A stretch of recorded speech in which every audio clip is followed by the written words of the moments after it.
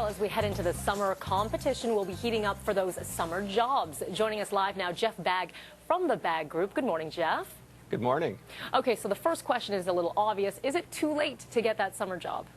Definitely not too late. I know some people can get discouraged, and a lot of larger companies started hiring way back in April, but still there's a lot of opportunities in the small to mid-sized firms. Okay, and when it comes to getting that job, there's obviously a number of ways now people can go online, they can do the door knocking, hand in that resume physically. What do you recommend? I think starting with a great resume is the first step for sure. And then a lot of young people, they're used to the social networking, but we recommend going back to the good old basics. Do the door knocking, drop off the resume yourself, make sure that you're well presented, and that's a way to set yourself apart. And no spelling errors, right? No spelling errors, and leave the humor and the funny addresses off, and also consider either locking down your Facebook page or adjusting it, maybe taking things off that you don't want an employer to see there. Well, that actually leads into my next question. How many employers actually go online to research some of their candidates? You know, there's no statistics out there for that, but I think naturally people do that nowadays. They know that there's a source there, so I would imagine that most employers probably type in the person's name and see what they can get.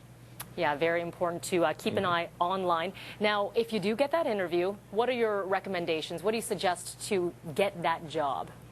Well, I think the thing that will really make somebody be set apart is to focus on the attitude. So being able to have a resume that's good gets you in the door. The attitude and being able to show that you can hit the ground running is going to be what employers look for.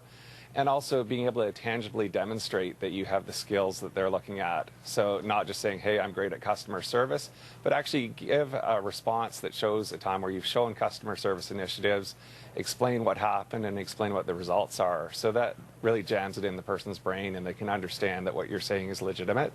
Okay, Geoff, one of my favorite questions in the interview is, you know, your strengths and your weaknesses, and you always hear the weaknesses. You don't want to outline them necessarily, but you want to be honest. Is there anything you can recommend that's sort of that in between?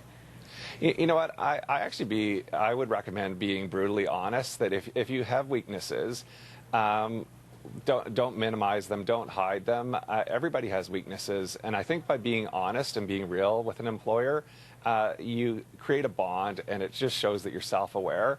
If you say that you have no weaknesses, I think that that's actually more of a red flag, more of a concern. Yeah, and they'll find out sooner or later. For sure. All right, thank you very much for joining us this morning, Geoff. Thanks, nice talking to you. Good to talk to you again. That is Geoff Bagg from the Bagg Group.